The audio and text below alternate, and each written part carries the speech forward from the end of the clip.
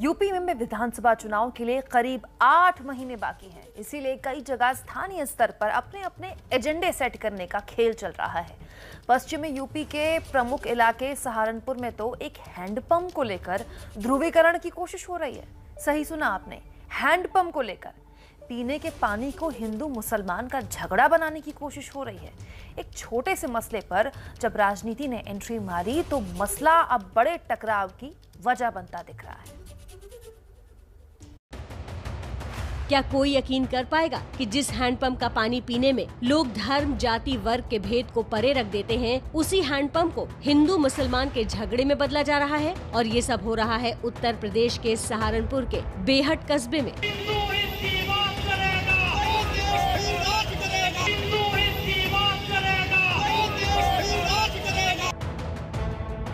झगड़े की जड़ में है इस दुकान के बाहर 40 साल पुराना हैंडपंप, जिसे दुकानदार की शिकायत के बाद नगर निगम ने उखाड़ दिया।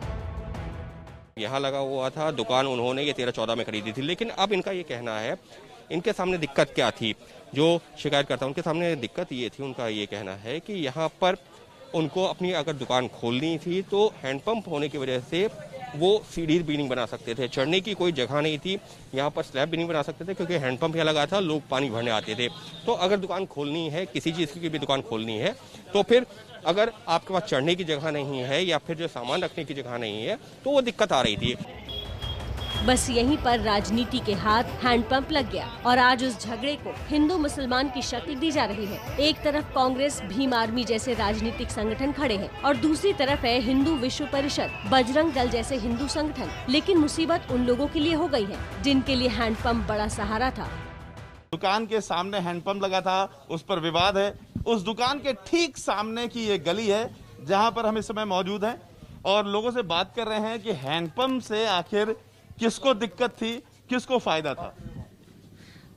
दिक्कत तो हमें थी नहीं, नल सारी उम्र से हम इसी से भर रहे पानी। 10 हिंदू रह के चले गए हैं इस दुकान।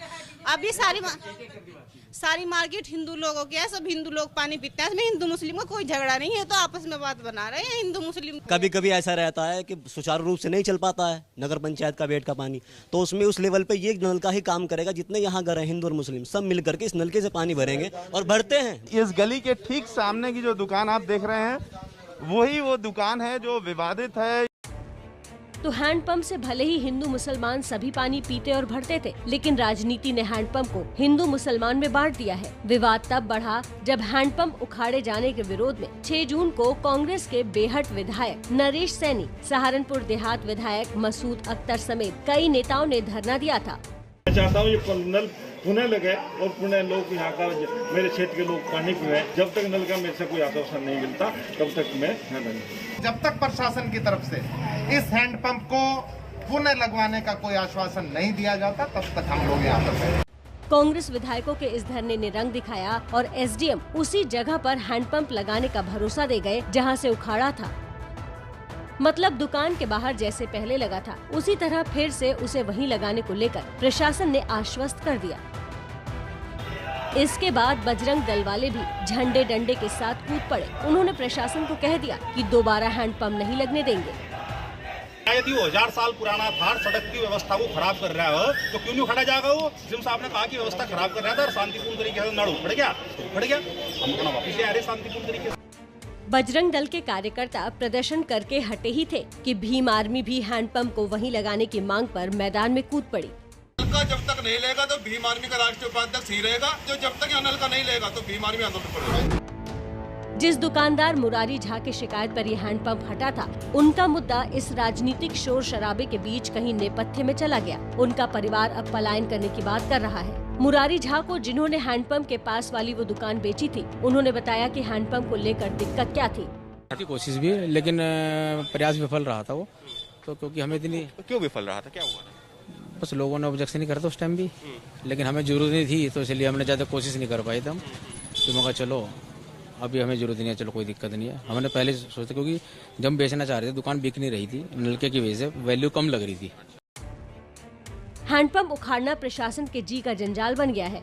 वो इसलिए क्योंकि इस बहाने राजनीतिक टकराव की नौबत आ गई है। इसलिए प्रशासन की कोशिश है कि किसी तरह बीच का रास्ता निकाला जाए। तो हमारे साथ हमारे दो संवाददाता जुड़े हुए हैं। रविकांत, क्योंकि आपकी रिपोर्ट ये थी, और उसके बाद अंकित गुप्ता भी हमारे साथ बने हुए हैं। दोनों संवाददाता लगातार इस पूरी खबर पर नजर बनाए हुए हैं। अब स्थानीय प्रशासन रविकांत वहां पहुंच गया है, बजरंग दल भी है, तमाम दूसरे संगठन भी हैं। बात यह है कि 40 साल से अगर कोई हैंडपंप कहीं पर है और हर कोई वहां से पानी पी रहा है, तो कोई भी दल अगर वहां पर राजनीति कर रहा है तो वो तो आज नहीं तो कल चला जाएगा। क्या इस हैंडपंप विवाद ने वहां लोगों के बीच दरारें वाकई पैदा की हैं? देखिए, जो हमने वहाँ आसपास के लोगों से बात किया और अलग अलग कम्युनिटी से अलग अलग भी बात किया और एक साथ भी बात किया, तो उसमें ये समझ में आया कि वहाँ पर लोग बहुत ही प्रेम और सद्भाव के साथ रहते आए हैं। जो परिवार शिकायत कर रहा है उसके साथ भी बहुत अच्छे रिलेशन रहे हैं। प्रशासन से जब हमारी बात हुई तो प्रशासन ने कहा कि दरअसल इस पूरे मामले को शॉर्ट आउट कर लिया जाता बहुत आसानी से, क्योंकि दोनों पक्ष की जो मांगें थी, दोनों पक्ष की मांगें जेन्युइन थी और दोनों ही पक्ष की मांगें मानी जा रही थी। जो पहला पक्ष था उसने हैंडपंप हटाने को कहा, लेकिन जो दूसरा पक्ष था उसका कहना था कि हमको पानी नहीं मिलेगा, पानी की आवश्यकता है, दूसरा हैंडपंप कहीं भी लग जाए आसपास में ही। ये बात प्रशासन ने मान ली, लेकिन उसके बावजूद जो नेतागण हैं वो अपनी रोटी सेकने को आ गए। अंकित है जिन्होंने वहां जाकर के उनके घर वालों से भी बात किया। अंकित, क्या वो उनकी शिकायत सिर्फ पानी को लेकर की थी या और कोई बात है? रविकांत, अगर हम जो है शिकायतकर्ता परिवार की माने, मुरारी झा जो कि जो है जिन्होंने शिकायत की थी, उनका ये कहना है कि उनके सामने दिक्कत ये है, अगर जब हम उनकी दुकान देख रहे हैं तो दुकान के मुश्किल से जो है अगर हम कहें कि शायद 24 इंच यानी कि 2 फुट भी नहीं था वो हैंडपंप लगा हुआ था। उनकी दुकान जो नाले के पीछे है, नाले से दुकान तक जाने के लिए उनके पास कोई रास्ता नहीं था। उन्होंने कहा कि अगर हम ये हैंडपंप यूं ही लगा रहेगा तो हम अपनी दुकान नहीं चला सकते, और इस वजह से प्रशासन से आज से नहीं पिछले साल भर से मांग कर रहे थे। पहले पंचायत में जो शिकायत दी थी, लेकिन पंचायत सदस्य ने कोई कार्रवाई नहीं की। उल्टा उनका ये आरोप है कि उल्टा उनको धमकियां ये मिलने लगी कि अगर आप ये हैंडपंप हटवाएंगे तो आपके परिवार के साथ। क्या लगता है कि मांग जेन्युइन थी उनकी? अगर मैं एक व्यापारी के तौर पर देखता हूं और जो स्थानीय लोगों से मैंने बात की है, क्योंकि स्थानीय लोगों में भी हमको 2 मत देखने को मिले हैं। आपने भी देखा कि वहां पर 2 मत हैं। कुछ लोग ये कह रहे हैं कि नहीं हैंडपंप यहां पर रहना चाहिए, कुछ लोग कह रहे हैं हटना चाहिए। लेकिन रविकांत, आपने तो स्टेप्स भी काउंट किए हैं। उसी दुकान से करीबन जो है 38-40 कदम की दूरी पर एक दूसरा हैंडपंप भी है। तो अगर सिर्फ पानी का मुद्दा है तो 38-40 कदम पर एक दूसरा हैंडपंप है। वहां से लोगों की, जो लोग उनके समर्थन में है, उनकी मांग पूरी। नेतागिरी हुई इसमें पूरे मामले में? बिल्कुल राजनीतिक फायदा उठाया गया विशुद्ध रूप से। एक जो आपसी सौहार्द है उसको खराब करने की कोशिश की गई है, क्योंकि ये लोग यहाँ सालों से रह रहे हैं, दूसरे पक्ष भी सालों से रह रहे हैं, लेकिन राजनीति जमकर हुई है। इसमें राजनीति जमकर हुई, लेकिन जो जेन्युइन मामला दूसरे पक्ष का है वो ये है कि महिलाएं पानी वहां से लेती थी और महिलाओं की गली के ठीक सामने वो नल था। अब उनका कहना है कि हैंडपंप अगर 38 किलोमीटर दूर भी है तो उसमें बहुत सारी दुकानों के सामने से होकर के उनको जाना पड़ेगा, जो कि महिलाओं के लिए कुछ ठीक नहीं होता है, जो को प्रशासन ने मान लिया। और प्रशासन से हमारी बात हुई तो एसडीएम का कहना था कि हम जल्द ही दूसरा हैंडपंप पास में ही कहीं लगवाएंगे। जी, बहुत शुक्रिया आपका रविकांत, बहुत शुक्रिया आपका अंकित। पल पल की जानकारी आगे भी इस मामले में आपके जरिए दर्शकों तक हम पहुंचाते रहेंगे। अगली खबर भी यूपी से ही है। आज से उत्तर प्रदेश के सभी 75 जिलों में लॉकडाउन हटा लिया गया है। जीवन फिर से रफ्तार पकड़ रहा है। सरकार कह रही है कि उसने कोरोना की दूसरी लहर को कंट्रोल कर लिया। कोरोना के आंकड़े लगातार कम भी हो रहे हैं, लेकिन यूपी में सरकारी फाइलों में कोरोना से हुई मौत के आंकड़ों में किस कदर गड़बड़ झाला है, इसकी पड़ताल एबीपी न्यूज की टीम ने की तो चौंकाने वाली तस्वीरें हमारे सामने आ गई। ये तस्वीरें भला कौन भूल सकता है, जब यूपी में इलाज के अभाव में लोग मर रहे थे। शमशान घाटों में शवों के अंतिम संस्कार और कब्रिस्तानों में शवों को दफनाने की जगह कम पड़ रही थी।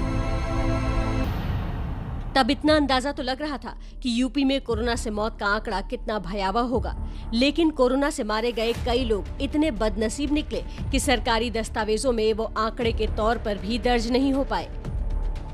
खासकर प्रधानमंत्री नरेंद्र मोदी के संसदीय क्षेत्र वाराणसी में और यूपी के औद्योगिक क्षेत्र कानपुर में।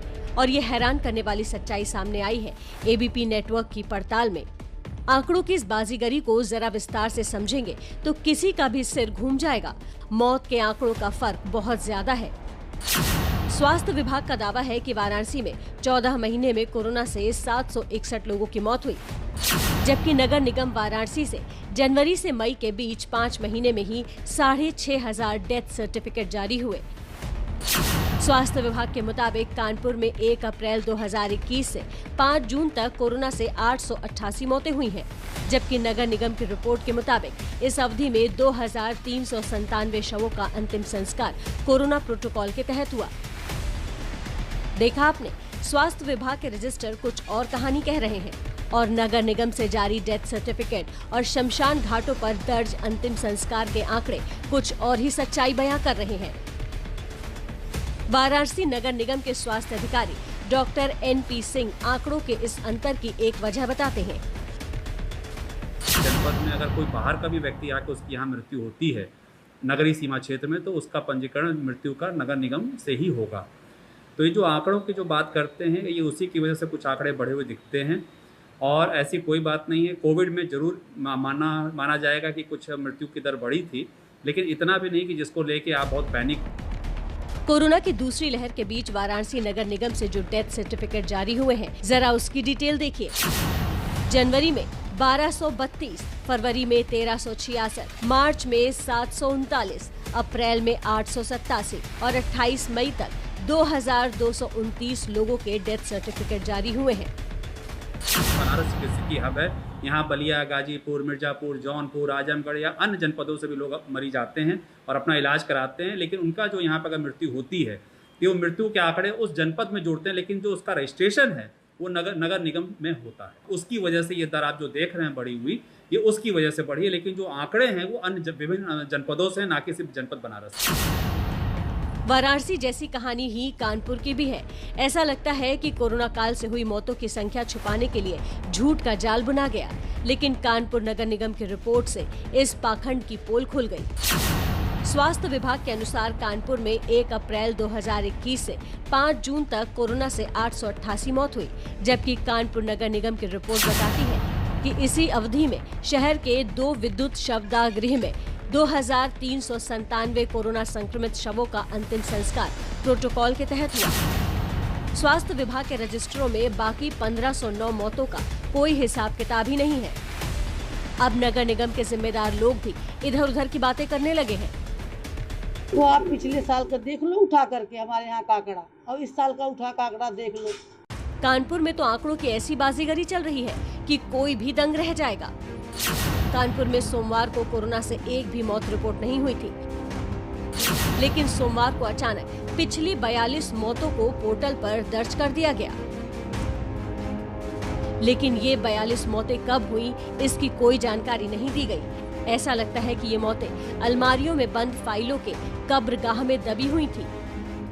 अधिकारियों के रुख को देखकर ऐसा लगता है कि वो किसी भी हाल में आंकड़ों के खेल में सच सामने नहीं आने देना चाहते। सीएमओ और नगर निगम ने इस मामले में कुछ भी बोलने से साफ मना कर दिया।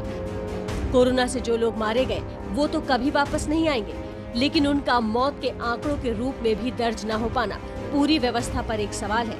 इससे ये भी पता चलता है कि सरकार और प्रशासन मुर्दा लोगों से किस कदर भयभीत है।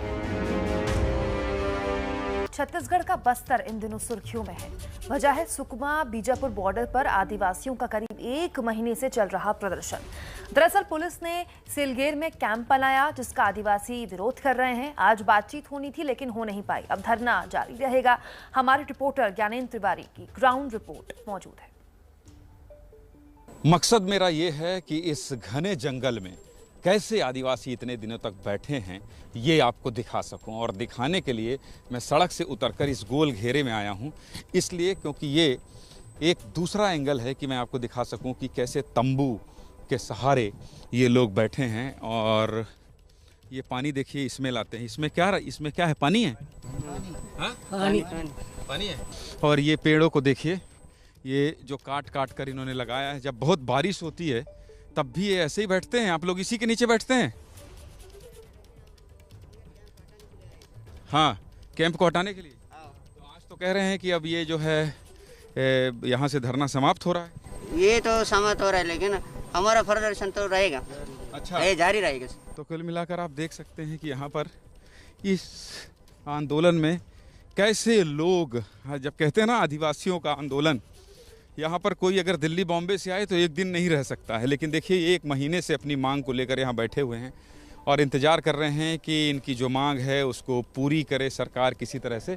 और यही मकसद था मेरा कि मैं दिखा सकूं कि आंदोलन का तरीका कैसा है।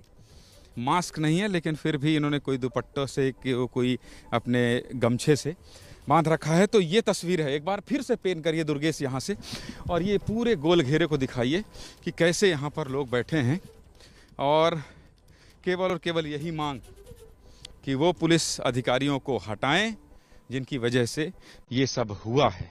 कैमरा पर्सन दुर्गेश साहू के साथ ज्ञानेंद्र तिवारी, एबीपी न्यूज़, बीजापुर।